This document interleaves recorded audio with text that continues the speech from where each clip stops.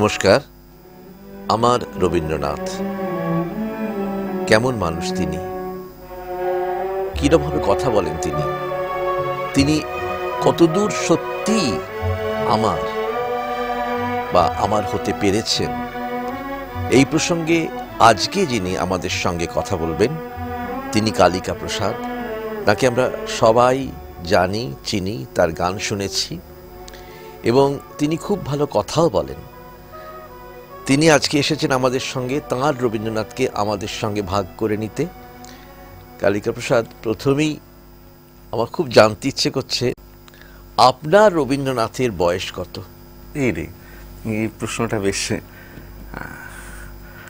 আমার রবীন্দ্রনাথের বয়স কত খুব জটিল, কারণ এটা আপনি বললেন আর আমি সঙ্গে সঙ্গে ভাবছি বিষয়টা যে আমি যখন একদম ছোট ছিলাম, মনে হয় প্রথম আমাকে একটা স্কুলে পড়ানো, মানে কোনো কম্পিটিশনের জন্য শেখানো হয়েছিল বীরপুরুষ। তারপর গান শিখেছিলাম দুর্দেশী সেই রাখাল ছেলে, তখন রবীন্দ্রনাথকে আমার বয়সী মনে হতো। তারপর প্রথম যখন প্রেমে পড়লাম, রবীন্দ্রনাথের প্রেমের গান উদ্ধৃত করতাম, কবিতা উদ্ধৃত করতাম কলেজে সেই মেয়েটির জন্য, সেই মেয়েটির জন্য, মেয়েটির কাছে। তো তখন মনে হতো রবীন্দ্রনাথ আমারই বয়সী। আসলে সব দিক থেকে আমার মনে হয় রবীন্দ্রনাথের কোনো বয়স হয় না, কারণ আমার রবীন্দ্রনাথটা অসম্ভব নৈর্ব্যক্তিক। আমি খুব রবীন্দ্রনাথকে খুব পার্সোনালাইজ করতে পারি না। আমার ঠিক একটা মানুষ মনে হয় না রবীন্দ্রনাথকে। কি মনে হয়, ভগবান? খুব না, অবশ্যই না, কিন্তু খুব এটাই আমার রবীন্দ্রনাথের এটা খুব একটা মুশকিল, জানেন তো রঞ্জনদা। আর রবীন্দ্রনাথ আমার কাছে একটা সমস্যাপট, একটা মুশকিলের নামও, কারণ বড় বিশাল তার মাপটা, তার এই বিশালত্বটাই তার খুব মুশকিল। কারণ তাকে হয় এই বিশালত্বের সামনে, এই যে আপনি প্রথম প্রশ্নটাই করলেন কি মনে হয় ভগবান, হয় ভগবান মানে মাথা নুইয়ে দিতে হয়, তাহলে তাকে দেখা যায় না। একটা বিশাল আকৃতির সামনে আপনি যদি তাকে ভগবান মেনে একবার মাথা নুইয়ে দেন আর দেখতে পাবেন না। কিন্তু বন্ধুও তো মনে হয়, বন্ধুও তো মনে হয়, কিন্তু সেই বন্ধু এত বিশাল যে একসঙ্গে আমি তাকে দেখতে পারি না। আমার ডান দিক ঘুরতে হয়, বাঁ দিক ঘুরতে হয়, ওপরে উঠতে হয়, নিচে নামতে হয়। এবার শেষ পর্যন্ত ভয় হয় যে আমার যে রবীন্দ্রনাথ সেটা না অন্ধের গজদর্শন হয়, হতেই পারে, কিন্তু সে সব দিক রবীন্দ্রনাথের দেখতে পাচ্ছে না, এবং রবীন্দ্রনাথ দেখার এটা একটা বিপদও না। সেটা অন্ধের গজদর্শন হলেও ক্ষতি নেই যতক্ষণ তিনি আমার রবীন্দ্রনাথ থাকেন। কিন্তু যখন আমি আমার রবীন্দ্রনাথটাকে সবার রবীন্দ্রনাথ বলে দাবি করব, তখনই সেটা অন্ধের সেই দাবি গজদর্শন আমি করতে হবে। বলছি না। আচ্ছা, আপনি যখন দোহার তৈরি করলেন তখন কি রবীন্দ্রনাথ আপনার সঙ্গে ছিলেন? নিশ্চয়ই ছিলেন। আমি তো একটা বাঙালি মধ্যবিত্ত পরিবারে বড় হওয়ার, ঘটনাচক্রে আমার বাড়ির সবাই গান বাজনা করতেন, আসামে বাড়ি, এবং তারপর আপনি এখানে যাদবপুর বিশ্ববিদ্যালয়ে সাহিত্য নিয়ে পড়লেন। তো আমাদের বাড়িতেও গান বাজনার চল থাকার দরুন, বা আমার কাকা শান্তিদেব ঘোষের কাছে নাচ শিখতেন, পিসি গান শিখতেন, সেই সবটা মিলিয়ে একটা রবীন্দ্রনাথ আবহ তো ছিল। ওইভাবে একটা বড় হয়েছে রবীন্দ্রনাথের সঙ্গে। আর তারপর তো রবীন্দ্রনাথ যখন দোহারও করি, আমার একটা কথা সবসময় মনে হয় যে আমরা এই যে লোকায়ত সংস্কৃতি বলি, আবার নাগরিক সংস্কৃতি বলি, আধুনিক বলি, আবার পুরানো সংস্কৃতির কথা বলি, তো এগুলোর মধ্যে যদি সত্যি কেউ সেতু, মানে একদম আসল সেতুবন্ধের রূপকার যদি কেউ হয়ে থাকেন, সেটা রবীন্দ্রনাথ। তিনি পেরেছিলেন, এই সেতুটাকে বাঁধতে পেরেছিলেন। যে আমি আমার সময়ে দাঁড়িয়ে আমি জোড়াসাঁকো বাড়িতে বসেও আমি 700 বছর পুরনো একটা স্মৃতিকে ধরে টান দেব, এটা রবীন্দ্রনাথের পক্ষে। আচ্ছা, একটু একাডেমিক প্রশ্নই করি। এটা আমি, যেহেতু আপনি কম্পারেটিভ সাহিত্যর ছাত্র ছিলেন এক সময়, যখন আপনি ছাত্র এবং সমস্ত বিশ্ব সাহিত্য পড়ছেন, তখন কি ক্রমশ রবীন্দ্রনাথকে হারিয়ে ফেলছিলেন, না রবীন্দ্রনাথ আরো কাছের হয়ে আসছিলেন আপনার কাছে? না, আরো কাছের হয়ে আসছিলেন আমি বলবো। কারণ কম্পারেটিভ যখন পড়ি, আমার মনে আছে যে আমাদের রক্তকরবী পড়াতেন শিবাজিদা, এবং আমরা শিবাজি বন্দ্যোপাধ্যায়, তো শিবাজি বন্দ্যোপাধ্যায়ের ক্লাসে রক্তকরবী পড়তাম। আর একসঙ্গেই তিনি বুশনারের একটা রচনা আমাদের পড়াতেন, দাঁতস ডেথ। এটা আমাদের থিমাটোলজি বলে একটা পেপার ছিল, সেখানে পড়ানো হতো। তো এই যে সম্পর্ক রবীন্দ্রনাথের সঙ্গে, হ্যাঁ, দাঁতস ডেথ কিন্তু ফরাসি বিপ্লবের প্রেক্ষিতে লেখা সম্পূর্ণ একটি অন্যরকম একটি রচনা। আর এটা হচ্ছে রবীন্দ্রনাথের নাটকটা হচ্ছে যার ওই অর্থে কোনো স্থানকাল নেই। যক্ষপুরী বলে একটা জায়গাকে দেখানো হচ্ছে, কিন্তু এই দুটোর মধ্যে কিভাবে তার প্রসঙ্গগুলো সম্পর্ক গড়ে গড়ে তুলছে। এবার এটা না আমি সবসময় মনে করি, মানে রবীন্দ্রনাথকে কেন আমি আর 10টা জিনিসের থেকে আলাদা করে দেখব। আমি যখন বাংলা গানের কথাও বলি, যে বাংলা গানে আমি যদি বলি যে রবীন্দ্রনাথের পর আর কিছু হয়নি, তাহলে এটা এই দেশে রবীন্দ্রনাথের সবচেয়ে বড় দুর্ভাগ্য। তাহলে সবচেয়ে দুর্ভাগা রবীন্দ্রনাথ, যে তার দেশে তার গানে তারপর আর কিছু হলো না। এবং এটা আমি করি এর জন্যই, কারণ আমি চাই যে রবীন্দ্রনাথকে একটা অন্য জায়গায় বসিয়ে দেখতে, যেন তার ত্রিসীমানায় আর কেউ না আসে। সেটা আমি কেন করব? আর সবকিছুর সঙ্গেই তো রবীন্দ্রনাথ আমার সঙ্গে সঙ্গে। তাহলে তখন যখন আপনি কম্পারেটিভ সাহিত্য পড়ছেন এবং একদম আপনার কৈশোর বা যৌবনে, সেই সময় রবীন্দ্রনাথকে হয়তো আপনি নতুনভাবেই পেলেন, এই একটা আরেকটু বড় প্রেক্ষিতে আপনি রবীন্দ্রনাথকে পেলেন। এবং আজকে যখন আপনি আপনার নিজস্ব রবীন্দ্রনাথের কথা ভাবেন, সেই রবীন্দ্রনাথ কখনো ছোট গল্প লেখেন, সেই রবীন্দ্রনাথ কখনো চিঠি লেখেন, সেই রবীন্দ্রনাথ অসামান্য চিঠি। আচ্ছা, এই যে রবীন্দ্রনাথের চিঠি যখন আপনি পড়েন, কি মনে হয় বলুন তো লোকটির সম্পর্কে আপনার? আমাকে তো আমি বলি, মানে এই দুটো বই, একটা চিঠির বই আর একটা গানের বই, দুটোর মধ্যে কোনটা বললে আমি বিপদে পড়ে যাব? একটা ছিন্নপত্র আর একটা গীতবিতান। যে রবীন্দ্রনাথের চিঠির তো কোনো মানে সেই অর্থে কোনো তুলনা হয় না, এবং সেগুলোকে আমি শুধু চিঠি বলতে নারাজ। মানে রবীন্দ্রনাথ অনেক সময় চিঠিতে প্রবন্ধ রচনা করেন। হ্যাঁ, শুধু নামটা উপরে একটা, শুধু নামটা একটা, সেটা একটা উপলক্ষ মাত্র। মানে ঠিক, কিন্তু এটাকে আপনার কখনো মনে হয়েছে যে রবীন্দ্রনাথ বেশিরভাগ চিঠি, মানে যে চিঠিগুলো সত্যি সত্যি বিশ্ব সাহিত্যে চিরদিন থাকবে, সেগুলো উনি ওই বোটে বসে বা শাহজাদপুরে বা শিলাইদহতেই লিখেছেন, ওই গ্রাম্য পরিবেশে? অধিকাংশ চিঠি যখন তিনি রবীন্দ্রনাথ হয়ে উঠছেন, হবেন আরও কিছুদিন, তিনি আত্মপ্রকাশের কিছুদিন আগে এই সব চিঠি, যেগুলো ইন্দিরাকে বিশেষ করে লিখেছিলেন, এই চিঠি রবীন্দ্রনাথকে আপনার কেমন মনে হয়? কিরকম মানুষ তিনি? আমার তো এই সময়ের রবীন্দ্রনাথ আমার কাছে খুব গুরুত্বপূর্ণ। খুব গুরুত্বপূর্ণ এই জন্য যে কথাটা আমি আপনাকে বলছিলাম, যে রবীন্দ্রনাথ লোকায়ত সংস্কৃতির সঙ্গে একটা সেতু বাঁধেন বারবার। আমার মনে হয় তার ওই পুরো দীক্ষাটা ওই সময়ই হয়। এটা খুব একটা উল্লেখযোগ্য ঘটনা আমার কাছে একজন সঙ্গীতের ছাত্র হিসেবে, যে রবীন্দ্রনাথ তার জীবনের প্রায় প্রথম সচারেক গান পর্যন্ত লোকসুরের কোনো গান রবীন্দ্রনাথের নেই। কীর্তন আছে, রামপ্রসাদী আছে।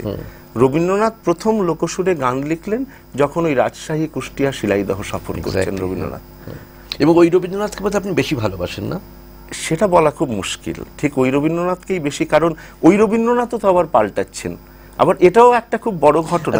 যে রবীন্দ্রনাথ প্রথম এই লোকায়ত সংস্কৃতির মধ্যে এলেন এবং গান করলেন, সেই রবীন্দ্রনাথকে যদি আমি এই মুহূর্তে বলি একবার নিয়ে আসুন, তাহলে আপনি কোন গানটা গাইবেন? আমার প্রাণের মানুষ আছে প্রাণে, তাই হৃদয় সকলখানে। এটা অনেক পরে লিখেছেন রবীন্দ্রনাথ, কিন্তু আমার গানটা হঠাৎ মনে হয়ে গেল। আছে সে নয়নে তারায়, আছে সে নয়নে তারায়, আলোক ধারায় তাই না হারায়, ও গো তাই দেখি তাই যেথায় সেথায় তাকাই আমি, যেদিকে পানে প্রাণের মানুষ আছে প্রাণে, তাই হৃদয় সকলখানে। এটাই গাইব। রবীন্দ্রনাথের বাউলঙ্গের গান যখন গান, বা রবীন্দ্রনাথের বাউলঙ্গ শব্দটাকে না আমি আপনাকে একটু আপত্তি করব, এবং রবীন্দ্রনাথ থাকলে তাকেও আপত্তি করতাম। তিনিও বলেছেন বাউল সুর, কিন্তু আমার যতটুক লোকসঙ্গীতের জানা বোঝা, আমি দেখেছি বাউলের কোনো নির্দিষ্ট সুর হয় না। আমরা বাউলাঙ্গের সুর কথাটা বলি বটে, কিন্তু বাউলাঙ্গের বিষয় বলতে পারি বরং, কারণ বাউলের একটা দর্শন আছে, যেটা আমার বিশ্বাস রবীন্দ্রনাথ ভালো করেই জানতেন। এবং এটাই সবচেয়ে সৌন্দর্য ছিল রবীন্দ্রনাথের। রবীন্দ্রনাথ একটা পরিধির বাইরে বাউলের গানকে, বাউলের কথাকে ডিকোড করার চেষ্টা করেননি, যেটা আমরা আজকাল করি। এবং এই অনুপ্রবেশটা আমার খুব খারাপ লাগে, কারণ বাউলরা নিজেরা বলেন যে আমার সাধনাটা হচ্ছে গোপ্য সাধনা, আমি গোপনভাবে এই সাধনা করি। সুতরাং আমি একজন আউটসাইডার হয়ে তার এই সাধনাকে, তার এই শব্দগুলোকে আমি ডিকোড করতে পারি না। এবং রবীন্দ্রনাথ যথেষ্ট ভালোভাবেই জানতেন এই সাধনার রাস্তা। একদিকে কুষ্টিয়াতে তিনি মনিরুদ্দিন শাহকে পাচ্ছেন, আরেকদিকে এখানে তিনি নবনী খেপা, নিত্যানন্দ দাস এদেরকে পাচ্ছেন, তাদের সঙ্গে উনি সঙ্গ করছেন, থাকছেন, কথা বলছেন। সুতরাং উনি তার পথ জানতেন না বললে ভুল। কিন্তু রবীন্দ্রনাথ ওই রাস্তাটা বাউলের নেয়নি। রবীন্দ্রনাথ বাউলের যে মানবিক দর্শন, তার সুর, সে যে ঈশ্বর বলে মানুষকে আসলে পুজো করে, সেই জায়গাটা ওগুলোই রবীন্দ্রনাথকে টেনেছে বেশি। এবং নিশ্চয়ই রবীন্দ্রনাথ কোথাও মনে করেছেন যে ওর ওই যে ওর একান্ত সাধনার বিষয়গুলো, এগুলোকে বাজারের সামনে খুলে দেওয়ার কোনো মানে কোনো প্রয়োজনও নেই, কোনো মানেও নেই, সেটা করেননি। কিন্তু রবীন্দ্রনাথ নিজে কিন্তু বাউলের সুর কথাটা রবীন্দ্রনাথও বলেছেন। কিন্তু আমার বিশ্বাস এটা আসলে বাউলের সুর বলতে উনি যে অঞ্চলের বাউলের সুর দিয়ে বেশি আকৃষ্ট হয়েছিলেন, সেটাই নদিয়া কুষ্টিয়ার বাউলের সুর। ওই অঞ্চলে যাওয়ার পর রবীন্দ্রনাথ সেই অর্থে বীরভূমের বাউলের সুর রবীন্দ্রনাথের গানে খুব পাবেন না, খুঁজেও পাবেন না, খুব অল্প। মূলত আপনি দেখবেন ওই লালন শাহী ঘরানার যে সুরটা আছে, ওই সুরটাই বাউল হিসেবে রবীন্দ্রনাথ কাজে লাগিয়েছেন। কিন্তু মুশকিল হচ্ছে, একে যদি আপনি বাউলের সুর বলে দেন লালন শাহী ঘরকে, তাহলে বীরভূমের সুরকে আপনি কি বলবেন? আসলে বাউলটাকে ওখানেই লোকসঙ্গীত বলা হয় যে বাউল যখন গান হয় তার একটা আলাদা দর্শন আছে, দর্শনের মিল আছে। কিন্তু গান যখন সে গাইছে তখন সে তার অঞ্চলে নিজের সুরকে নিচ্ছে। সিলেটে যখন হাসন রাজা, দূরবীন শাহ এরা যখন গান গাইছেন, সীতালং শাহ, এরা ভাটিয়ালি সুরকে নির্ভর করছেন। আচ্ছা, রবীন্দ্রনাথের যে এই বাউল দর্শন বা বাউলের যখন গান উনি গাইছেন, একটা ছবিও আছে বোধহয় সম্ভবত গগনেন্দ্রনাথের আঁকা, রবীন্দ্রনাথ একতারা বাজিয়ে নেচে গান গাইছেন, এরকম একটা, সেটা তো ফাল্গুনী অন্ধ বাউলের ছবি এঁকেছিলেন অবন। এই যে হ্যাঁ, অবনীন্দ্রনাথের আঁকা। তাহলে ঠিক আছে, এই যে বাউল রবীন্দ্রনাথ, এই রবীন্দ্রনাথ কি আপনাকে কোনোভাবে আপনার রবীন্দ্রনাথ হয়ে উঠতে পেরেছে বলে মনে হয় আপনার? না, সেটা সব জায়গায় নয়। বাউল রবীন্দ্রনাথের একটা নিজস্ব বাউলের নির্মাণ আছে। রবীন্দ্রনাথ কিন্তু আবার শেষমেশ গিয়ে উনি লালন ফকিরের ছবি লালন ফকিরের মতো করে আঁকেন না, উনি লালন ফকির থেকে একটা ধনঞ্জয় বৈরাগী তৈরি করেন। একটু গান গিয়ে বোঝাবেন এইখানটা?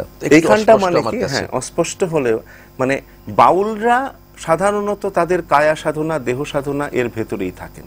তারা সাধারণত সামাজিক প্রতিবাদের জায়গায় আসেন না।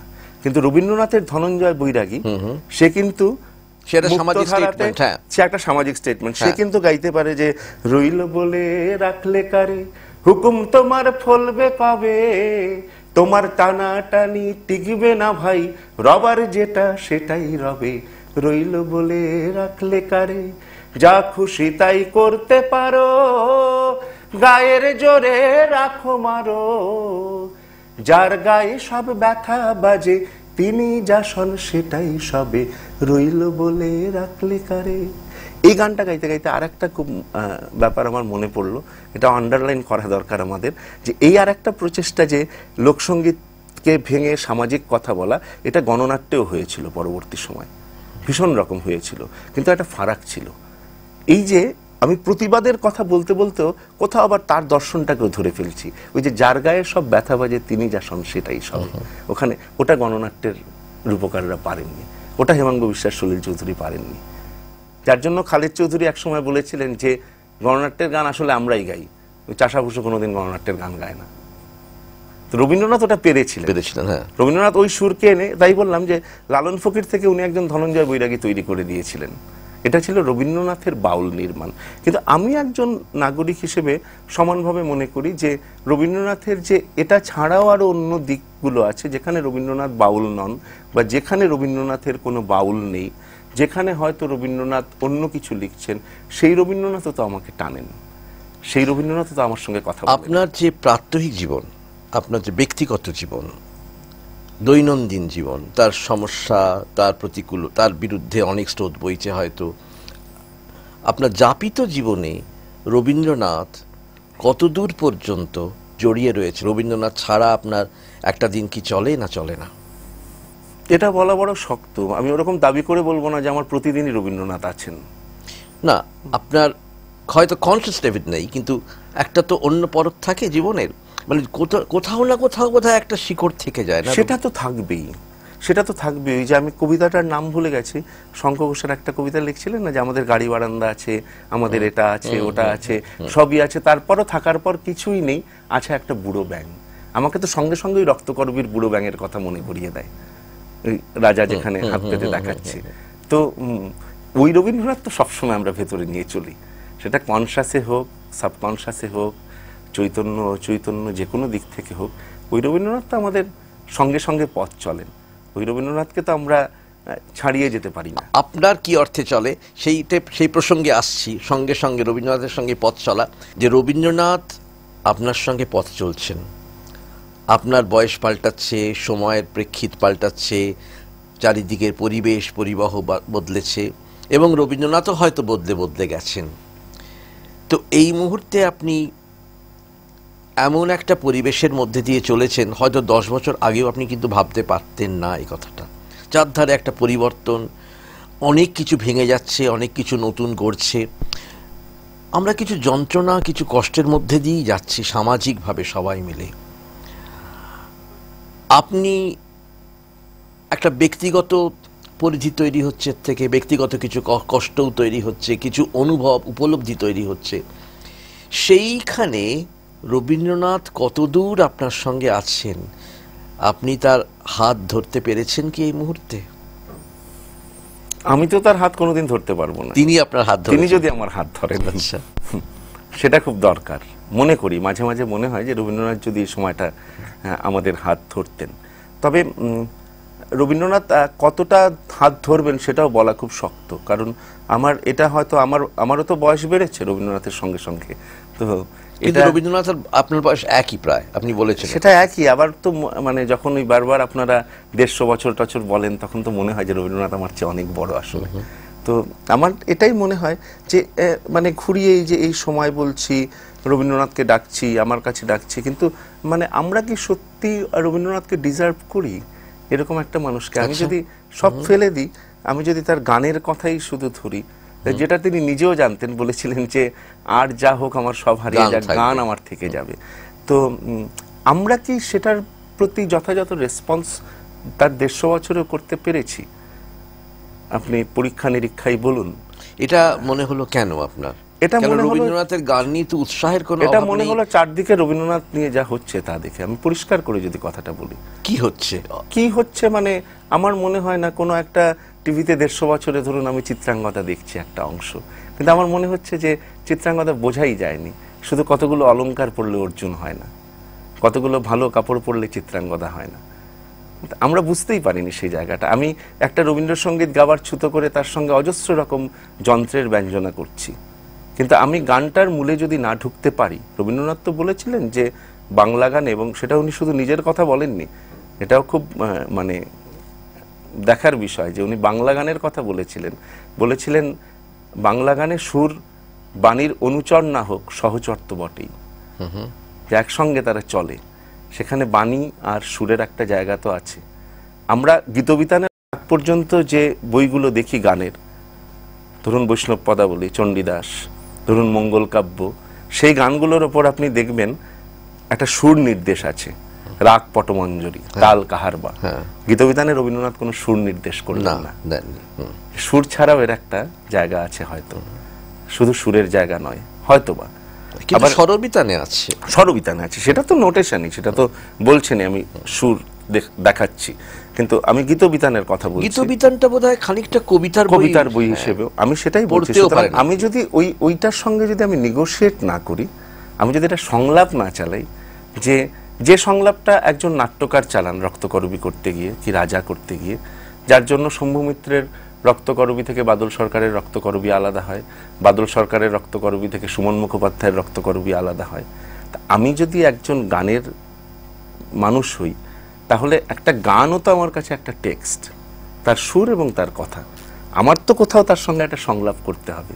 এখানে তো গানটাকে আমার গান জিজ্ঞেস করে কি করে আপনি এইটাই যে তার গানটাকে আপনার গান করতে হবে, আমার গান আপনি করতে হবে, বলুন, আমার গাইবো গান কি করে নইলে? এটা কি করে করে? এটা একটু একটু একটু একটু দেখাবেন তার গান কি ছিল আর আপনার গান সেটা কি করে হলো? সেটা বড় মুশকিল দেখানো। আমি তাও আমার তো ওই ধৃষ্টতা নেই। একটু গাইলে আমরা বুঝতে পারবো। যে কোনো গানই বলছি, আমি শুধু রবীন্দ্রনাথের গান কেন, আমি যদি একটা সলিল চৌধুরীর গানও গাই, কোথাও তো গানটাকে আমার গান হয়ে উঠতে হবে।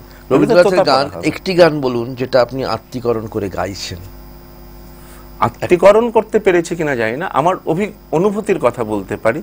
যেমন রাঙিয়ে দিয়ে যাও গানটা, রাঙিয়ে দিয়ে যাও গানটা আমরা যখন শুনেছি এবং ওইভাবেই গিয়েছি ছোটবেলা থেকে। রাঙিয়ে দিয়ে যাও যাও যাও গো এবার যাবার আগে, এই লয়ে আমরা বসন্ত উৎসবের শেষ ওই লয়ে সবাই শান্তিনিকেতনে মঞ্চে ওরা নাচেন, সবসময় এই লয়ে শুনেছি। আমরা একবার গানটা গাইতে গেলাম, তো গাইতে গিয়ে আমার যেটা মনে হলো, গানটা পড়ে আমার মনে হলো যে এই গানটাতে শুধু ওই বসন্ত উৎসবের আবির ওড়ানোই নয়, গানটাতে কোথাও একটা বিষাদ আছে। গানটা মানে চলে যাওয়ার আগে যে রাঙিয়ে দিয়ে ওই যে ওই রাঙানো মানে কোথাও একটা বিদায়ের সুর বাজে। বিষ্ণুদেব বলেছিলেন না যে সব ইতির আসলে তৈরি হয় নেতি থেকে, তো মনে হচ্ছিল যে কোথাও একটা এর মধ্যে একটা বিষাদ আছে, ওই বিষাদ না থাকলে ওই আনন্দ আসতে পারে না। তো যে জায়গা থেকে আমার মনে হয়েছিল যে আমি তো আর রবীন্দ্রনাথের গানের সুর পাল্টাবো না, কথা পাল্টাবো না, কিন্তু আমার মনে হয়েছিল ওই লয়ে আমি অন্তত বিষাদটা প্রকাশ করতে পারবো না। আমরা গাওয়ার সময় গিয়েছিলাম রাঙিয়ে দিয়ে যাও যাও যাও গো এবার যাবার আগে, রাঙিয়ে দিয়ে যাও রং জানো মোর মর্মে লাগে, আমার সকলে কর্মে লাগে, রং জানো মোর মর্মে লাগে, সন্ধ্যা দ্বীপের আগায় লাগে, গভীর রাতের জাগায় লাগে, রাঙিয়ে দিয়ে যাও যাও যাও গো এবার যাবার আগে, রাঙিয়ে দিয়ে যাও যাবার আগে, যাও গো আমায় জাগিয়ে দিয়ে। রক্তে তোমার চরণ দোলা লাগিয়ে দিয়ে যাবার আগে, যাও গো আমায় জাগিয়ে দিয়ে। এরকম করে আমরা গানটাকে এগিয়ে নিয়ে যাচ্ছিলাম। তো এইটা কিন্তু নিজের করে নেওয়া, এটা হ্যাঁ আমার কাছে কোথাও মনে হয়েছে গানটা আমি ওই যাবার আগে যাও গো আমায় জাগিয়ে দিয়ে, রক্তে তোমার চরণ দোলা লাগিয়ে দিয়ে, আমি পারবো না, আমার গলায় আসছে না, আমাকে পারমিট করছে না আমাকে। তো তখন আমার মনে ছিল এটা একটাই আমার কাছে রাস্তা, এটা নিজস্ব অনুভব দিয়ে, নিজস্ব উপলব্ধি দিয়ে রবীন্দ্রনাথকে নিজের করে নেওয়া। এরকম নিশ্চয়ই আরো অনেক গান আছে যেটা আপনি করেছেন নিজের মতন করে। নিজের মতনটা নিজের মতন নিজের মতন আমি বলছি যে রবীন্দ্রনাথকে রবীন্দ্রনাথের সুর থেকে সরে গিয়ে নয়, কিন্তু রবীন্দ্রনাথের সুরের কাঠামোটা বজায় রেখেই তার মধ্যেই নিজের উপলব্ধিকে দেওয়া, তার মধ্যে নিজের উপলব্ধিকে সেটা তো আমার মনে হয় রঞ্জনদা সেটা তো যে কোনো শিল্পীরই করার উচিত আসলে, এবং করে না। একটা গল্প আমার মনে হয়ে গেল খুব হঠাৎ, যে ওই কেলু নায়ার ডিরেক্টর ছিলেন আর শান্তিদেব ঘোষ মিউজিক ডিরেক্টর ছিলেন, তাসের দেশ হচ্ছিল। তো সেটা পরপর অনেকগুলো অনুষ্ঠান হবে, দেবব্রত বিশ্বাস গাইছিলেন। তো প্রথম শোতে দেবব্রত বিশ্বাস বাদ ভেঙে দেওয়াটা ওনার ভাগে পড়েছে।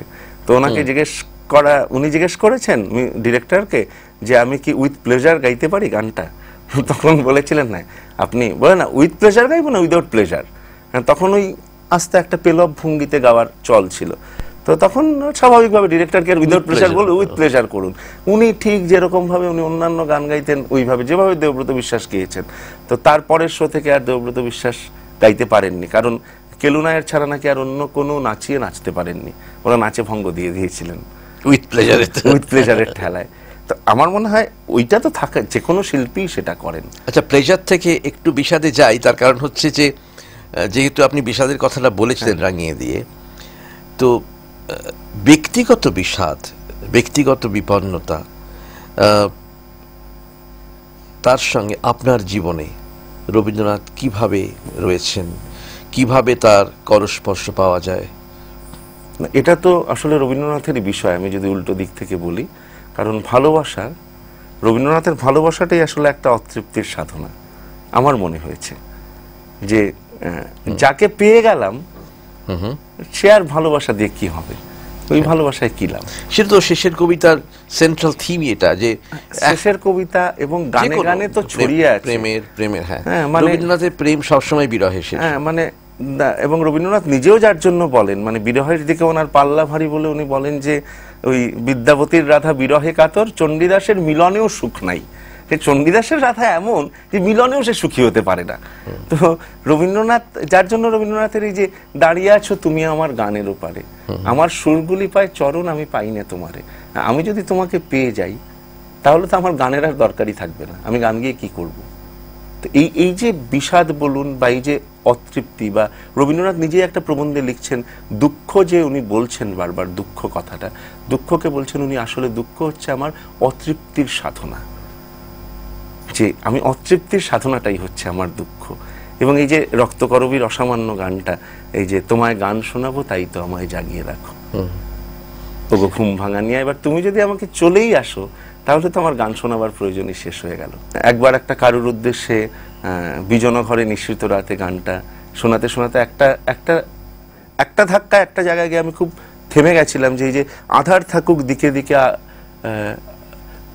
আকাশ স্পর্শ করা, তোমার পরশ থাকুক আমার হৃদয় ভরা। এবং আমি আমার কোনো প্রিয়জনকে গানটা শোনাচ্ছিলাম ঠিকই, কিন্তু শোনাতে গিয়ে আমার মনে হলো আরেকবার রবীন্দ্রনাথকে সালাম, যে মানুষটা কি করতে পারে না, যে এই যে আমার আলো চাই না, আমার দেখার দরকার নেই, মানে প্রায় আমাকে সভ্যতারও পেছনে ঠেলে নিয়ে যাচ্ছে। এত বছরের স্মৃতি ধরে তিনি টানছেন, যে কারণ সভ্যতাতে কিন্তু, সিভিলাইজেশনে কিন্তু দেখাটা একটা খুব বড় ব্যাপার। অয়দিপাউসের শাস্তি হলো কিন্তু তার চোখ উপড়ে নেয়া, তার চারধারকে অন্ধকার করে দেওয়া হলো, চারধারকে অন্ধকার করে, কিন্তু ভিতরে আলো হয়তো সেভাবেই জ্বলে।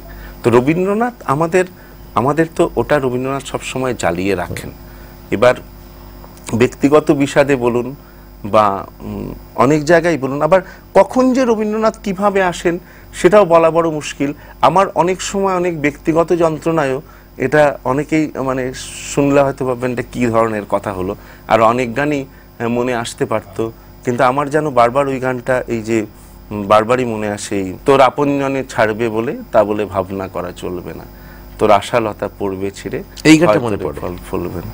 আমার কোনো সামাজিক সংকটের সময় এই গান মনে পড়ে না, আমার ব্যক্তিগত সংকটে এই গান মনে পড়ে, আমার সত্যি এই গানটা মনে পড়ে। এবং এই একটা দুটো ব্যক্তিগত সংকটের কথা আপনি বিশেষভাবে বলতে পারবেন, যে যখন রবীন্দ্রনাথকে আপনি পেলেন? এই মুহূর্তে আমার ঠিক মানে ওইভাবে গুছিয়ে বলার মতো মনে পড়ছে না ঠিক। এবার রবীন্দ্রনাথকে পাই তো সবসময় পাই, যে কোনো রকম সংকটে রবীন্দ্রনাথকে চাইলে পাওয়া যায়, এটা ঠিক। এবার চাই কিনা সেটা অন্য কথা, রবীন্দ্রনাথকে চাই কিনা সেটা অন্য কথা। এরকম কি হয়েছে কালিকা প্রসাদ, যে রবীন্দ্রনাথকে আপনি চাইছেন না, রবীন্দ্রনাথকে মনে হয়েছে না আর হয়তো এখন প্রয়োজন নেই, বা রবীন্দ্রনাথের কাছে আমি পাচ্ছি না, রবীন্দ্রনাথই সবই যে দিচ্ছেন তা নয়, রবীন্দ্রনাথ কোনো শূন্যতার ক্ষেত্র তৈরি করেন? শূন্যতার ক্ষেত্র তৈরি করেন তো, অনেক অনেক অনেক সময় আমার কাছে শূন্যতার ক্ষেত্র তৈরি করেন রবীন্দ্রনাথ, যে সেটা দুরকম করে করেন। একটা সময়, অনেক সময় মনে হয় সেটা নিজের কাজের ক্ষেত্রেই হয়, হয়তো যেমন আমরা একবার আজব কুদরতি বলে একটা প্রোডাকশন করেছিলাম দোহার থেকে, তখন একটা 4-5টা মাস প্রায় রবীন্দ্রনাথে মজে ছিলাম আর কি।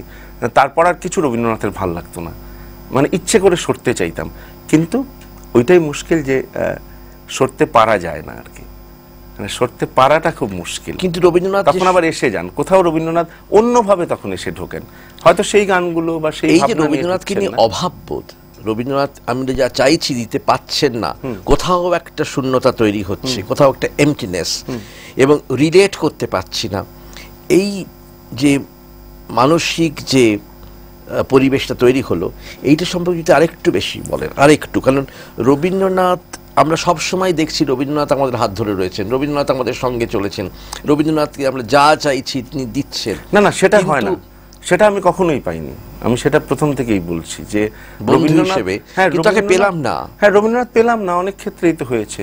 আমার অনেক সময় মনে হয়েছে, অনেক ক্ষেত্রে ধরুন মৃত্যু বা দুঃখ, আমার বাবার মৃত্যুর কথাই যদি বলি, বেশ তো, হ্যাঁ, আমার বাবার মৃত্যুর পরে এবং তারপরে যখন ঘুরে এসে নিজের মধ্যে নিজে ঢোকা, তখনও আমার কানে কিন্তু রবীন্দ্রনাথ বাজেননি, আমার কানে অনেক বেশি করে রামপ্রসাদ সেন বেজেছেন তখন। সেটা জানি না, আমার বাবার অনুষঙ্গের জন্য হতে পারে।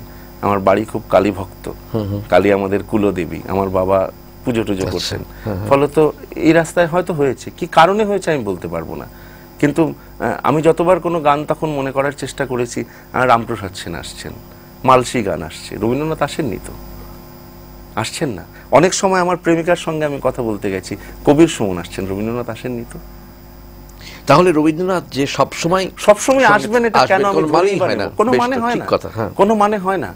রবীন্দ্রনাথের কবিতা আমি খুব কম উদ্ধৃত করেছি, হয়তো আমি রবীন্দ্রনাথের কবিতার খুব ভালো পাঠক নই, এটাও হতে পারে, কিন্তু আমার বিশেষত মনে হয়েছে রবীন্দ্রনাথ যেখানে, মানে ওনার শেষের কবিতা ধরেই বলি, উনি ওই নিবারণকে দিয়ে যে কথাটা বলাচ্ছেন যে ফজলি আম শেষ হয়ে গেলে ফজলিতর আম নিয়ে এসো, এটা বলবো না, বরং বলবো আতা নিয়ে এসো।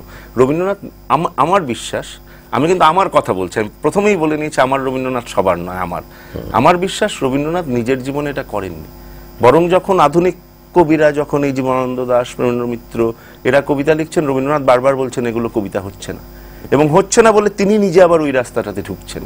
দরকার ছিল না রবীন্দ্রনাথের কিনু গোয়ালার গলি লেখার, দরকার ছিল না রবীন্দ্রনাথের এগুলো লেখার, দরকার ছিল না রবীন্দ্রনাথের আমি আমার পাঠ আমি বলছি, আমার ভাল লাগে না রবীন্দ্রনাথের এই ধরনের কবিতাগুলো। আমার মনে হয় ওটাতে রবীন্দ্রনাথ নেই, ওটা রবীন্দ্রনাথের সহজাত। রবীন্দ্রনাথ তাহলে কোথায় আছেন? রবীন্দ্রনাথ কবিতায় তার আগে ছিলেন, বরং তার আগে ছিলেন। আর রবীন্দ্রনাথ তার সবসময় তার গানে আছেন। রবীন্দ্রনাথ সবসময় তার গানেও নেই। রবীন্দ্রনাথের সব গান কি ভালো লাগে? নিশ্চয়ই ভালো লাগে না। আচ্ছা, এমন একটা গান করতে পারেন যে গান আপনাকে কিছু বলে না? অনেক গানই করতে পারি এরকম। আমি গান করতে পারি না কারণ ওই গান আমি ভালো করে শুনিনি। অনেকে বলবেন চৌতাল বন্দিশে বাধা বাণী তব ধায়, আমার কোনোদিন ভালো লাগেনি গানটি। এরকম অনেক গানই আছে, আমি একটা দুটো গান বলছি না। মানে রবীন্দ্রনাথের গান হলেই তা ভালো হতে হবে তারও তো কোনো মানে নেই রঞ্জনদা। আমার তো মনে হতেই পারে রবীন্দ্রনাথের তবে সহচরী হাতে হাতে ধরে ধরে আমার কোনোদিনই ভালো লাগেনি গানটি। এটা অবশ্য রবীন্দ্রনাথের খুব প্রথম দিকের লেখা। হ্যাঁ, যাই ভালো লাগে, প্রথম না লাগবে, দ্বিতীয় সেটার কথা পরে বলছি, কিন্তু মানে জানি না। কিন্তু আমি বলছি যে আবার অনেক গান শুনে তো রবীন্দ্রনাথের কেঁদেওছি। অনেক গান শুনে রবীন্দ্রনাথের কালিকা প্রসাদ কেঁদেছেন। আবার অনেক সময় মনে হয়েছে যে এই গান থেকে বা রবীন্দ্রনাথ থেকে তিনি কিছু পাচ্ছেন না, শুধু একটা শূন্যতার মধ্যেই রয়েছেন। রবীন্দ্রনাথ অন্তত ওই শূন্যতার মধ্যে কিছু দিতে পারেননি। এটা খুব আমার মনে হয় মূল্যবান কথা, খুব জরুরি কথা এটা। কালিকা প্রসাদ, অবশ্যই আমার রবীন্দ্রনাথ এই কথাটা বললে কথাটার মধ্যে ইনহেরেন্ট হয়ে আছে, প্রায় নিহিত রয়েছে একটা একাকিত্বের অনুষঙ্গ। এটা মনে হয় যে আমি আমার রবীন্দ্রনাথ, তাকে আমরা আমাদের সংশয় কি করে পাচ্ছি, বিপন্নতায় কি করে পাচ্ছি, ভালোবাসায় কি করে পাচ্ছি, মৃত্যুর সামনে দাঁড়িয়ে কিভাবে পাচ্ছি, তিনি তাকে কখনো পাচ্ছি কখনো পাচ্ছি না, এসব কথা তো এতক্ষণ আলোচনা হলো, আপনিও বললেন। কিন্তু একটু যদি আমরা এই সীমাবদ্ধতা বা এই সীমাটা পেরিয়ে গিয়ে শুধু যদি আমার নিজস্ব সংকটের কথা না ভেবে সামাজিক সংকটের কথা ভাবি, আমাদের পরিবহের সংকটের কথা ভাবি, তাহলে সেখানে রবীন্দ্রনাথ কতদূর রেলিভেন্ট এখনো পর্যন্ত এই মুহূর্তে? হ্যাঁ, ন্যাচারালি আপনার কাছে রবীন্দ্রনাথ আমাদের সামাজিক সংকট এবং আপনার রবীন্দ্রনাথ, এই বিষয়টা যদি আপনার সামনে একটু ধরি তাহলে কিভাবে আপনি বলবেন? মানে সামাজিক সংকটের পরিপ্রেক্ষিতে আপনি কিভাবে আপনার রবীন্দ্রনাথকে পাচ্ছেন? সেটা তো আমি ভীষণ রকম করেই পাচ্ছি। কারণ আমার একটা জিনিস মনে হয়, রবীন্দ্রনাথের লেখা যতটুকু পড়েছি, রবীন্দ্রনাথের লেখা পুরোটা কি, পুরোর কাছাকাছিও হয়তো আমি যেতে পারিনি, হয়তো কেন যেতেই পারিনি। রবীন্দ্রনাথের ক্ষেত্রে আমার যে জিনিসটা আমার বারবারই মনে হয়, তাহলে এটা একটু পেছন থেকে কথাটা গিয়ে বলতে হয় যে আজকে যে আমরা কতগুলো বিকৃতির মধ্যে দিয়ে চলেছি, তো কতগুলো সংকটের মধ্যে দিয়ে চলেছি, তার নির্দেশ কিন্তু রবীন্দ্রনাথ একটা ছিল। মানে রবীন্দ্রনাথ কিন্তু কোথাও বুঝতে পেরেছিলেন যে আমাদের আধুনিকতার নির্মাণটা এমনভাবে হচ্ছে যে নির্মাণটা একসময় আমাদের সর্বনাশ ডেকে আনলেও আনতে পারে। যে নির্মাণটা, রবীন্দ্রনাথের কতগুলো কথা এবং কতগুলো ভাব, কতগুলো শব্দ বড় আমার কাছে অসম্ভব ভালো লাগার। রবীন্দ্রনাথ রাষ্ট্র থেকে দেশ বারবার বলছেন, রবীন্দ্রনাথ জাতীয়তা থেকে স্বদেশ বলছেন, রবীন্দ্রনাথের গানকে বলছেন স্বাদেশিক গান, জাতীয়তাবাদী গান বলছেন না কখনো। এই জায়গাগুলোতে রবীন্দ্রনাথ, এবং শুধু গানে কেন, মানে আমি যদি দেখি যে রবীন্দ্রনাথের যে পরিকল্প বা যে প্যারাডাইমটা রবীন্দ্রনাথ তৈরি করছেন স্বদেশকে ঘিরে, তার মানুষজনকে ঘিরে, সেখানে মানুষ তার কাছে খুব ইম্পর্টেন্ট হয়ে উঠছে। বঙ্কিমের কাছে যেমন সমাজ, তার নীতিবোধ, এবং সাধারণ যদি আমি বিবাহের কথাটাও ধরি, যেখানে রবীন্দ্রনাথ দাঁড়িয়ে বঙ্কিমের এমনকি আখ্যান চুক্তিকেও ভাঙছেন, যে বিবাহের কথায় বঙ্কিম কিন্তু আসলে একটা সামাজিক চুক্তির কথা বলছেন, আর রবীন্দ্রনাথ বলছেন ওই সামাজিক কিছু নয়, দুজন দুজনকে চাইলেই হলো, দুজন দুজনকে ভালোবাসলেই হলো, সে একসঙ্গে থাক চাই না থাক। এখানে কি রঞ্জন তো থাকে না রক্তকরবীতে, ঠিকই, নন্দিনী তো রঞ্জনের ধ্বজা উড়িয়ে যায় যক্ষপুরীতে। তাহলে এটা কি আপনার কাছে মনে হয় কালিকা প্রসাদ, যে রবীন্দ্রনাথ এখানে আমাদের মধ্যবিত্ত নীতিবোধের কাছে একটা চ্যালেঞ্জ ছুড়ে দিয়েছেন? দিয়েছেন তো বটেই, রবীন্দ্রনাথ দিয়েছেন তো, এবং দিয়েছেন যে এটা তার খুব সহজাত ভাবে দিয়েছেন, সবসময় যে প্রবন্ধে দিয়েছেন তাও তো নয়, উনি তো গানেও বলছেন, কক্ষে আমার রুদ্ধ দুয়ার সে কথা যে যাই পাশরি, সেটাও তো বলছেন রবীন্দ্রনাথ। এখানে একটু গাওয়া যেতে পারে গানটা? না, এটা আমি গাওয়ার সাহস করব না, যার বা অন্য কোনো গান যেখানে উনি সত্যি সত্যি। না, একটা গান যেমন আমার খুব মনেই পড়ছিল এই কথাগুলো বলতে বলতে, যে রবীন্দ্রনাথ যে অন্য কনস্ট্রাক্ট করছেন, তখন এই যে আমরা বলছি যে আমার দেশকে একটা রানী হতে হবে, সকল দেশের রানী সে যে আমার জন্মভূমি, ডিরেল রায় বলছেন, রবীন্দ্রনাথ বলছেন না, জানি না তোর ধনরতন আছে কিনা রানীর মতন, আমি শুধু জানি মোর অঙ্গ জুড়ায় তোমার ছায়া এসে, ওখানেই তুমি আমার দেশ। এই গানটা রবীন্দ্রনাথ এরকম অসংখ্য গানই হয়তো, এবং আমার এটাই আমি আর বলতে চাইছিলাম যে রবীন্দ্রনাথ কতটা কন্টেম্পোরারি। আমি সত্যি বলছি, যখন নন্দীগ্রামের ঘটনাটা ঘটে, এই গানটা আমি গেয়েছি, বা সিঙ্গুরের ঘটনা যখন, সেই সিঙ্গুরে উদ্দাম পাশবিক নৃত্য হলো পুলিশের, আমার কিন্তু তখন মনে হয়েছিল যে গতকাল রবীন্দ্রনাথ লড়িল বলে গানটা রেখে দিয়ে গেছেন। অনেক তোমার টাকা করি, অনেক অশ্ব অনেক করি, অনেক তোমার আছে ভবে, এরপর যে ওই ধনঞ্জয় ওকে বলছে যে রাজা ভাবছো জগৎটাকে কেড়ে নিলেই তোমার হলো, ছেড়ে রাখলেই যাকে পাও, হাতের মুঠোয় চাপতে গেলে দেখবে সে ফসকে গেছে। যেমন বাংলাদেশের মুক্তিযুদ্ধেও কিন্তু রবীন্দ্রনাথের অবদান এবং ভূমিকা অসামান্য, মারাত্মক। এটা তো ওরা বলেন, বাংলাদেশের যে মুক্তিযোদ্ধারা, ওরা তো বলেনি আমাদের সমস্ত অস্ত্রের মূল একজন অস্ত্র ছিলেন তিনি রবীন্দ্রনাথ। বাংলাদেশের তো এটা ঘটনাই, এটা তো বাংলাদেশের। আপনার কি মনে হয় না যে আমাদের এই যে সংকট, তারও মূল অস্ত্র হতে পারেন রবীন্দ্রনাথ? হওয়া উচিতই তো রবীন্দ্রনাথের। আমি তো এটা বারবার বলছি, কারণ এর জন্য আমি বলছিলাম, আচ্ছা রঞ্জনদা, আপনি যদি আজকে যখন এই নদীর ভাঙন হচ্ছে, আজকে যখন নর্মদা বাঁধ নিয়ে আন্দোলন হচ্ছে, তখন কি আপনার মনে হচ্ছে না যে মুক্তধারাটা আজকেরও তো নাটক, আজকেরই তো নাটক মুক্তধারা? ঠিক কথা।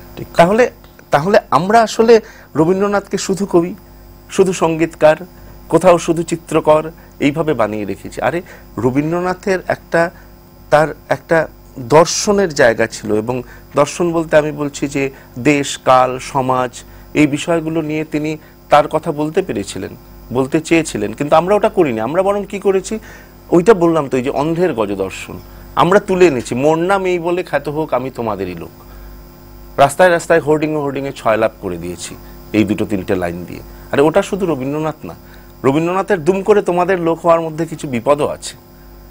রবীন্দ্রনাথ সবার জন্য নন, এটাও আমি আবার মানি, যে রবীন্দ্রনাথকে ফট করে সবাই আমরা পেয়ে গেছি।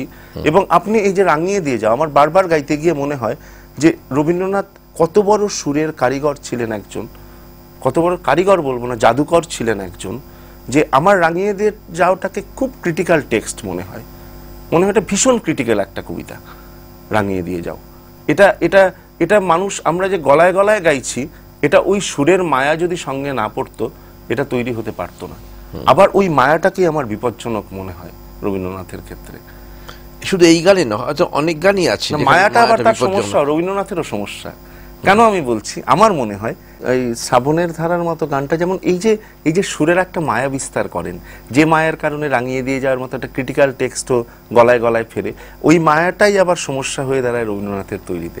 শ্রাবণের ধারার মতো যখন উনি অসাধারণ একটি সুর, কিন্তু এটা গানটা পড়তে পড়তে যখন শেষে যাই, যে নিশিদিন এই জীবনের তৃষার পরে ভুখের পরে, মনে হয় এখানে অন্তরার যে শেষ লাইনটা, ওটার সুর হওয়া দরকার ছিল না।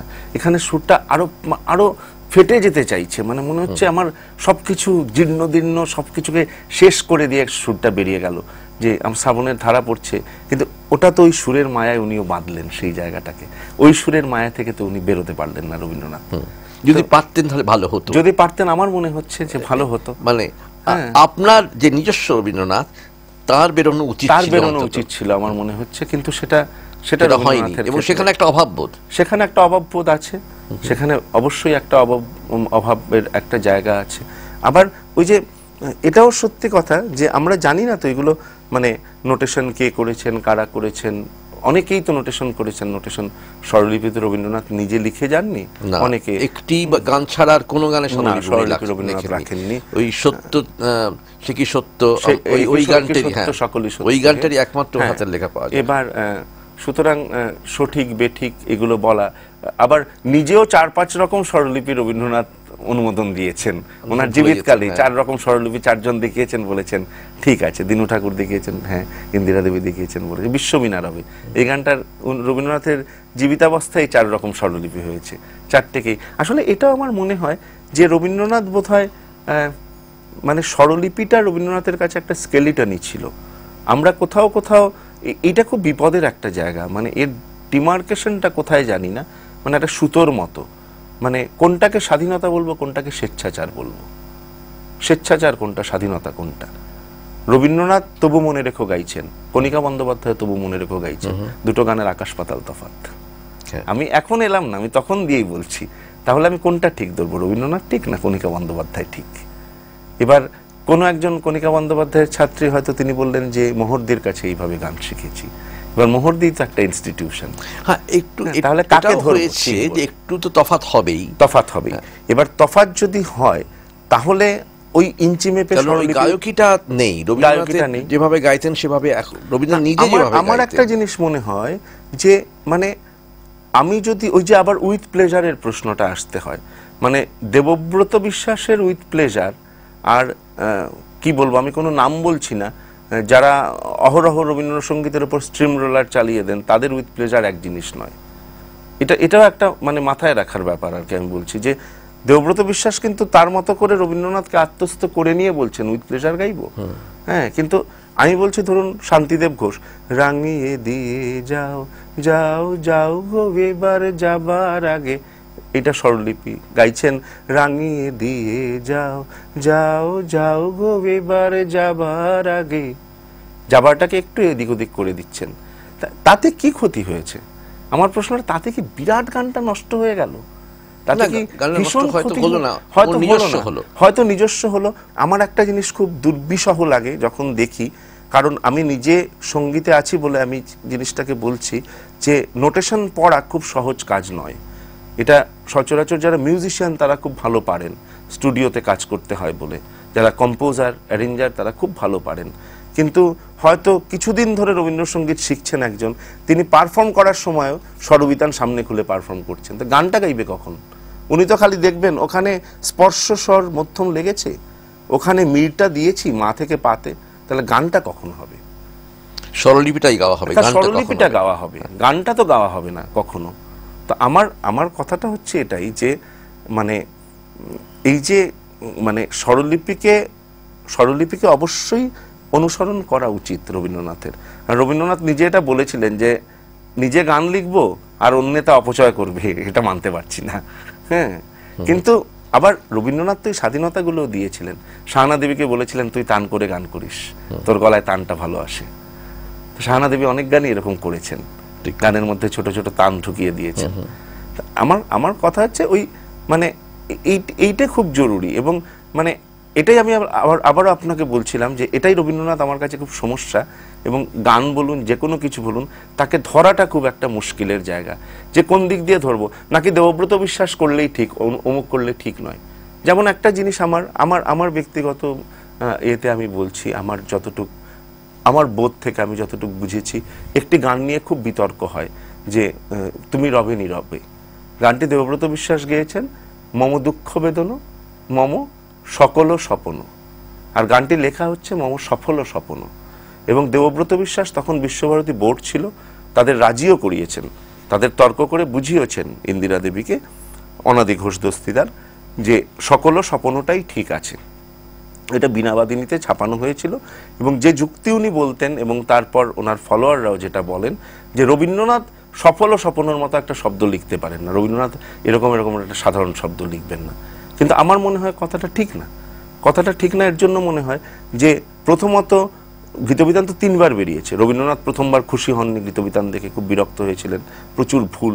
তারপর রবীন্দ্রনাথ যেটা আমরা স্বল্প প্রচারিত গীতবিতান বলে যেটাকে বলা হয়, খুব অল্প প্রচার হয়েছিল, কারণ ততদিনে 3 নম্বরটা রেডি হয়ে যায়। তো সেটাতে রবীন্দ্রনাথ নিজে প্রুফ দেখিয়েছিলেন, সেখানে কিন্তু সফল স্বপ্নই লেখা, অর্থাৎ উনি অ্যাপ্রুভ করেছিলেন। উনি অ্যাপ্রুভ করেছিলেন। তৃতীয়ত আমার যে কারণটা মনে হয়েছে, দেখুন রঞ্জনদা, রবীন্দ্রনাথ ওই বিপরীত যুগ্ম শব্দগুলোতে খুব ওস্তাদ ছিলেন বসানোয়, মানে অসম্ভব, মুক্তি আমার বন্ধন ডোর, এইগুলো সবসময় উনি করে যেতেন এই খেলাটা। হ্যাঁ, তো এখানে একদিকে বলছেন মম জীবন যৌবন, আরেকদিকে বলছেন মম অখিল ভুবন। তো মম দুঃখ বেদনার সঙ্গে যদি মম সকল স্বপ্ন বলেন তাহলে এটা ওই বৈপরীত্য তৈরি করে না। কিন্তু মম দুঃখ বেদনা, মম সফল স্বপ্ন, আমার যে স্বপ্নটা সফল, একটা বিপরীত জায়গা তৈরি হলো। এবং খুব ইন্টারেস্টিংলি ওই সময় এই গানটা নিয়ে আমিও এটা পড়ার পর একটু ঘাঁটাঘাঁটি খানিকটা করছিলাম। এটা রবীন্দ্রনাথ 1302 সালে সম্ভবত কার্তিক মাসের মাঝামাঝি একটা সময় লিখছেন, এবং ওই সময় রবীন্দ্রনাথ প্রচুর গান লিখবেন পরপর। তারপর আগের দিনই বোধহয় লিখেছেন একই চঞ্চলতা ভুবনে, হ্যাঁ, তারপরের দিনই লিখছেন সে আসে ধীরে, হ্যাঁ, এরকম পরপর লিখে গেছেন। ওই আশ্বিন আর কার্তিক মাসটা জুড়ে কখনো শিলাইদাহ, কখনো জোড়াসাঁকো বাড়িতে রবীন্দ্রনাথ গান লিখছেন। এবং একটা চিঠিতে লিখছেন আমাকে গানে পেয়েছে, এবং সত্যি তখন ওনাকে গানে পেয়েছিল। তার মধ্যে উনি এরকম 5 না 6 অক্টোবর উনি ইন্দিরা দেবীকে ওই ছিন্নপত্রতেই উনি লিখছেন।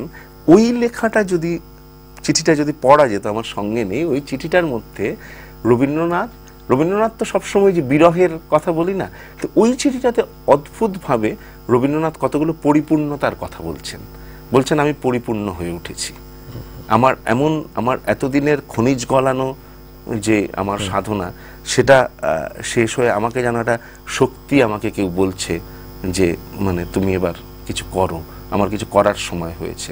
এবং পুরো তিনি হয়ে উঠেছেন, তিনি হয়ে উঠেছেন, তিনি কোথাও যেন সেটাকে পাচ্ছেন, কোথাও বলছেন এটা বাইরের না, বাইরের লোক এটাকে অলিক বলবে, কিন্তু আমাকে সে এসে বারবার বলছে যে তুমি পরিপূর্ণ, তোমার সবটা হয়েছে, তোমার বাইরের সঙ্গে অন্তরের যোগ সেটা তুমি পেয়েছো। এবং যার জন্য দেখবেন যে তুমি রবে নীরবে গানটাতে রবীন্দ্রনাথ বড় কনফার্ম, নিশ্চিত যে তুমি থাকবেই, তুমি যাবে না, আমার দুঃখ বেদনেও থাকবে, আমার সফল স্বপ্নেও তুমি থাকবে। যার জন্য আমার মনে হয় যে, এবং তারপরও এটা কেউ কেউ এমন লিখেছেন, তারা সবাই খুব গবেষক, গুণী, মানে অনেক বড় আমার চেয়ে, আমার এটা কথা বলা হয়তো ধৃষ্টতা তাদের সম্পর্কে, অনেকে লিখেছেন যে দেবব্রত বিশ্বাস সকল স্বপ্ন গাওয়ার পরও গীতবিতানে ভুল ছাপাটাই রয়ে গেল। কিন্তু আমার মনে হয় না এটা ভুল চাপা, বরং সকল স্বপ্নটা অন্য কেউ লিখতে পারতেন, কিন্তু সফল স্বপ্নটা দুঃখ বেদনের সঙ্গে লিখতে গেলে একজন রবীন্দ্রনাথ। আমি এই প্রসঙ্গে আরেকটা কথা, মানে একটু অন্যদিকে চলে যেতে চাই, মানে এই কথাটা আমার মনে প্রায় বাজে, কেন জানি না আজকে প্রথম থেকে বললাম না। এটা নিয়ে অনেক কটূক্তি হয়, হ্যাঁ, অনেক কিছু বলা হয়। আমি কিন্তু রবীন্দ্রনাথকে গুরুদেবই মনে করি। আমি গুরুদেব ডাকতে পারলে খুব খুশি হব রবীন্দ্রনাথকে। আমি ডাকি না হয়তো, কিন্তু আমি খুব খুশি হব, একটা কারণেই খুশি হব যে, এবং এটাও দেখার ব্যাপার, রবীন্দ্রনাথকে গুরুদেব যে ডাকা হতো উনি নিজে জানতেন, কিন্তু জানতেন মানে ওনাকে তো ডাকতোই, উনি কিন্তু আপত্তি করেননি। এর একটা মনে হয় কারণ ছিল, আমাদের এই সমাজে দুরকম গুরু আছেন। এক ধরনের গুরু যারা নেহাত শুধু মানে বাবাজিগিরি করেন, সেরকম গুরু। আর আরেক ধরনের গুরু হচ্ছেন এই লালন ফকিরের মতো গৌণ ধর্মের গুরু। রবীন্দ্রনাথের পক্ষপাতটা বোধহয় এদের দিকেই ছিল, যার জন্য অচলায়তনে 11তে ওরকম একটি গুরু এসেছিল। আমরা প্রায় একেবারেই অনুষ্ঠানের শেষে চলে এসেছি। এতক্ষণ যে আলোচনা হলো, যেটা দাঁড়ালো সেটা হচ্ছে যে কালিকা প্রসাদ বললেন তার নিজস্ব রবীন্দ্রনাথ নিয়ে, তার ব্যক্তিগত আপনার রবীন্দ্রনাথ নিয়ে। এই রবীন্দ্রনাথ কিভাবে তার দুঃখে, তার বিপন্নতায়, তার সংশয়ে এসেছেন, তার পাশে দাঁড়িয়েছেন, আশ্রয়ের মতন পেয়েছেন রবীন্দ্রনাথকে। আবার একই সঙ্গে কথাও বললেন যে রবীন্দ্রনাথ আশ্রয় হতে পারেননি সবসময়। রবীন্দ্রনাথ একটা অভাববোধকেও জাগিয়ে দিয়েছেন, একটা শূন্যতাকেও জাগিয়ে দিয়েছেন, যেখানে তিনি হয়তো রবীন্দ্রনাথকে পাননি। এইখানেই আজকের আমার রবীন্দ্রনাথ শেষ হচ্ছে। আমাদের সঙ্গে ছিলেন কালিকা প্রসাদ। আপনারা শুনলেন এতক্ষণ আমার রবীন্দ্রনাথ।